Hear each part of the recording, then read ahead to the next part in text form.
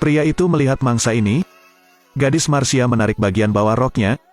Dennis mendapat sinyal, dan segera memilihnya untuk memasuki kotak. Seret dia ke ruangan gelap dan tutup pintunya. Teriakan minta tolong Marcia bergema.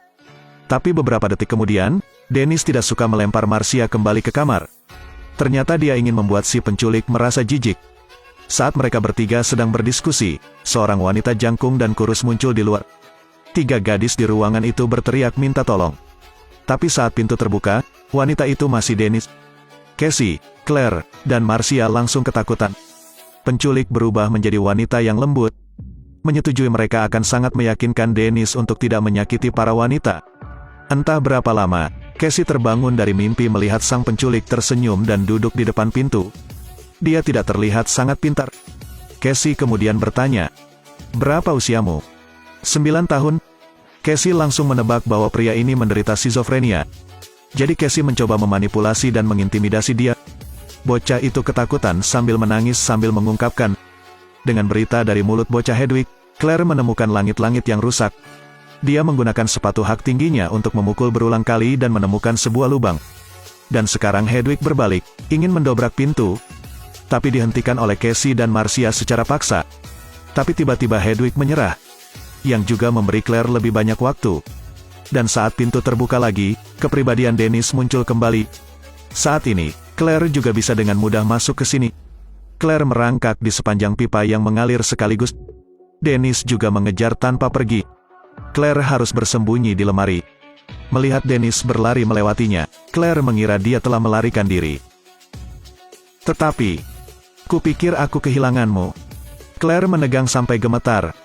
Tapi sedetik kemudian, kupikir aku kehilanganmu. Dennis tanpa malu-malu meminta Claire melepas pakaiannya. Kemudian menguncinya di ruangan gelap. Dennis kembali ke sel tahanan, sekali lagi meminta 2 lainnya melepas pakaian mereka juga. Menunggu Cassie bangun lagi. Itulah kepribadian wanita Patricia. Dia merawat Cassie dengan lembut, dan menyiapkan makan siang. Patricia tidak menyadarinya. Marcia mengambil kursi dan memukul kepalanya. Tapi tidak lama kemudian dia ditangkap. Tangannya memegang pisau ke perut Marcia. Cassie bangun lagi untuk menemukan kepribadian anak Hedwig. Ia bahkan berinisiatif untuk mencium Cassie. Anak laki-laki itu memberitahu Cassie bahwa ada jendela. Ingin kabur, Cassie berpura-pura dekat dengan Hedwig. Hedwig mulai menari liar lagi. Cassie tidak tahu bagaimana harus bereaksi. Tapi setelah menari, saya menemukan bahwa jendela di mulut Hedwig hanya seperti ini. Cassie memohon Hedwig untuk membawanya keluar. Kepribadian Hedwig takut pada kepribadian Dennis yang memberi Cassie walkie-talkie. Cassie segera meminta bantuan. Namun kepribadian Dennis muncul secara tak terduga. Cassie juga dikurung karena itu. Pada titik ini Dr. Fletcher menerima pesan teks untuk meminta bantuan. Ternyata pria ini memiliki 23 kepribadian. Biasanya dia adalah seorang desainer. Saya akan merilis kepribadian dalam urutan kronologis.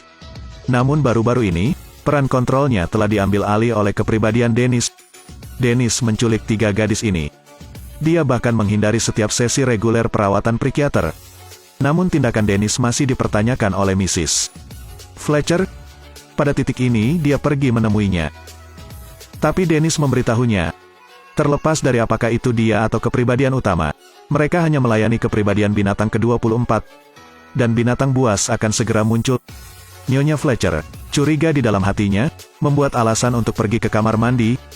Dia mengetahui bahwa Claire dikurung. Tapi semuanya sudah terlambat. Dennis menyerang Mrs. Fletcher. Pria ini memiliki 23 kepribadian.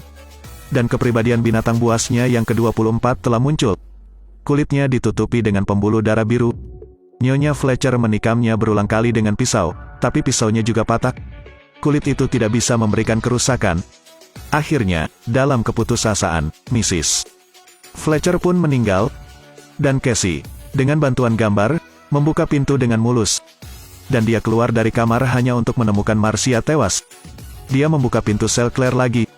Claire mati-matian memohon bantuan. Tapi Claire diseret oleh sesuatu. Cassie masuk untuk melihat, ternyata itu adalah binatang buas yang memakan Claire. Cassie mengunci pintu dan lari. Tapi bagaimana pintu perak tunggal itu bisa menghentikan binatang itu? Saat ini hewan liar sedang memanjat tembok. Di bawah agitasi Cassie, kepribadian tuan rumah muncul. Tapi dia melihat pemandangan menyakitkan di depannya. Dia secara aktif meminta Casey untuk membunuhnya. Dan tepat setelah itu, 23 kepribadian alternatif muncul. Sarjana sejarah, anak muda, wanita, anak-anak, mereka semua memohon Casey untuk mengampuni mereka. Akhirnya Casey, berkat pemandunya, menemukan senapannya. Casey membuka pintu dan melarikan diri. Tetapi pada titik ini, kepribadian binatang itu juga muncul.